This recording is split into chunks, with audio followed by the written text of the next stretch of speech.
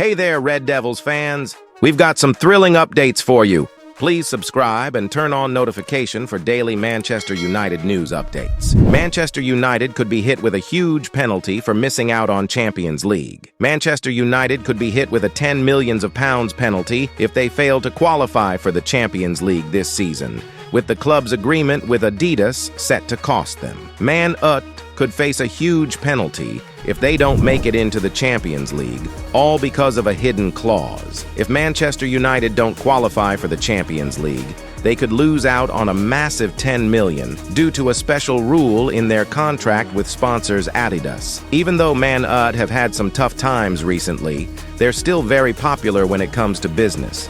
Last year, they said they were going to keep their sponsorship deal with Adidas. But it turns out that some of the money they get depends on how well they do, especially when it comes to qualifying for the Champions League. The club's financial report for the first half of the year has shown that United will have to pay a $10 million penalty every year if they don't qualify for the top European competition as part of their agreement with Adidas, reports The Mirror. The report says, as a result of the men's first team qualifying for the 2023-24 Champions League, no deductions are due under the original term. Under the extended term, this clause has been amended to state that a $10 million deduction will be applied for each year of non-participation in the UEFA Champions League.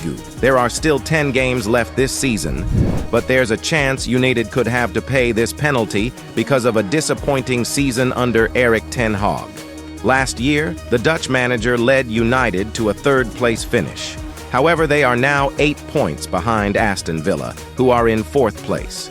England might get an extra spot for qualifying due to coefficient ranks, but United is currently 1 place lower in the table. Since Sir Jim Ratcliffe arrived, there's been more pressure on Ten Hag. The boss of INEOS is now in charge of sports at Old Trafford, and we don't know if he'll keep Ten Hag for the long run. Many people have said that if United doesn't qualify for the Champions League, Ten Hag could lose his job. His contract goes until summer 2025. Since INEOS came to United, lots of famous names have been suggested as possible replacements for Ten Hag.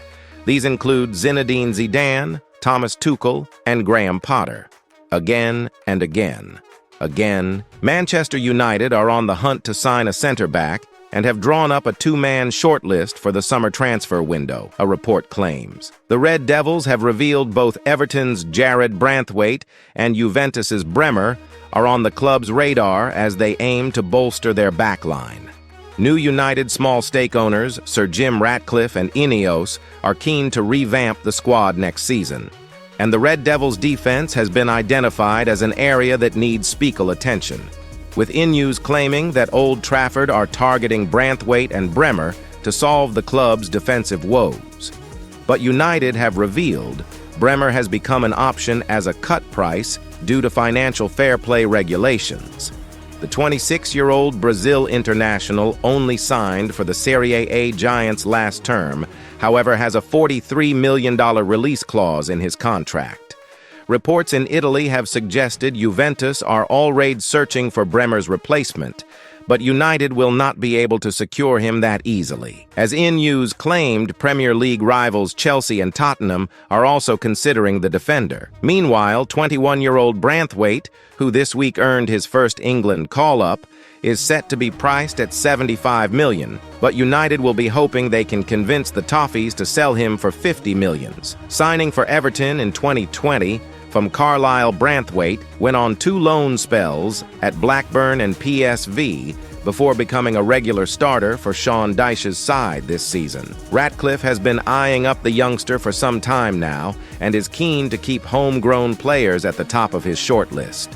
United are looking to offset many players this summer, including defenders Raphael Varane, Scott McTominay, and Aaron Wan-Bissaka. Therefore, signing both players should not be ruled out as INEOS are looking to clear the decks with United's inconsistent squad. Meanwhile, Manchester United ace Andre Onana told manager has shown him a lack of respect.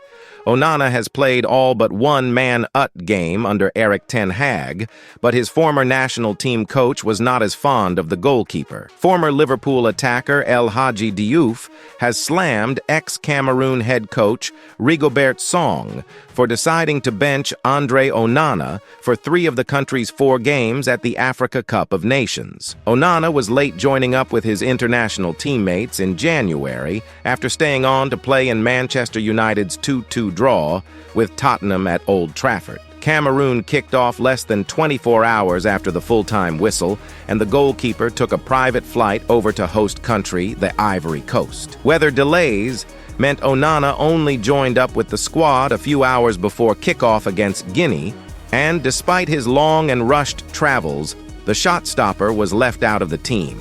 Onana played in the 3-1 defeat to Senegal, but was benched for the final group win over the Gambia and last 16 defeat to Nigeria. Onana had reversed his retirement decision earlier this season after his arrival at United, having previously fallen out with Song. The manager, who guided Cameroon to a shock 1-0 win over Brazil at the 2022 World Cup, has since been dismissed from his role. Senegal star Diouf has blasted Song for his treatment of Onana, who has 8 league clean sheets this season, the second highest tally, and accused him of being disrespectful to the 27-year-old. He told Canal Plus, as per Afrique Sports, "Andre Onana is someone I respect a lot, and I congratulate him for what he does and his commitment to his team. How can you have a goalkeeper of Onana's caliber, an immense talent who plays for Manchester United, and not play him in the round of 16 game? For me, it's a lack of respect, and if I were a player, I wouldn't agree with that." His scathing assessment contrasts to his comments made during the tournament about Onana's late arrival. "Cameroon have gone backwards," he said, as quoted by Foot Mercato.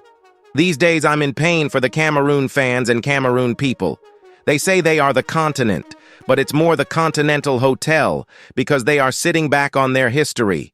To see their goalkeeper arriving 2 days before a game, that would be unacceptable for Senegal." Meanwhile, Liverpool ace Virgil van Dijk gives Manchester United verdict. Liverpool captain Virgil van Dijk is anticipating a difficult test when he and his teammates travel to Old Trafford to face Manchester United in the quarter-final of the FA Cup on Sunday. After squeezing past Nottingham Forest in the 5th round, United must now get the better of a Liverpool side who are still in with a chance of ending the season with 4 trophies. The Merseyside-iders have already scooped the Carabao Cup and are still in the conversation to win the Premier League title and the Europa League, in addition to the FA Cup.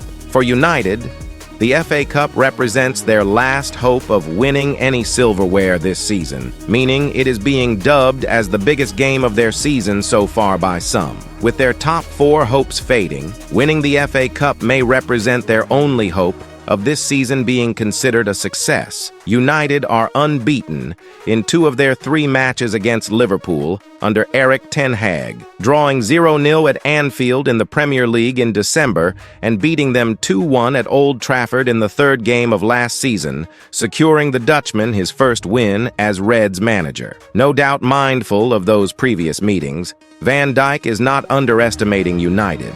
Asked what type of game he is expecting, Van Dijk, as quoted by This Is Anfield, said, "Intense. Not only the actual game, but the whole build-up is a game on its own, but I like to be involved in these types of games. We always have difficult games against them, and I expect a difficult one on Sunday as well. They are finding ways to win, but I focus on what we have to do against them. It's always difficult. It's always intense."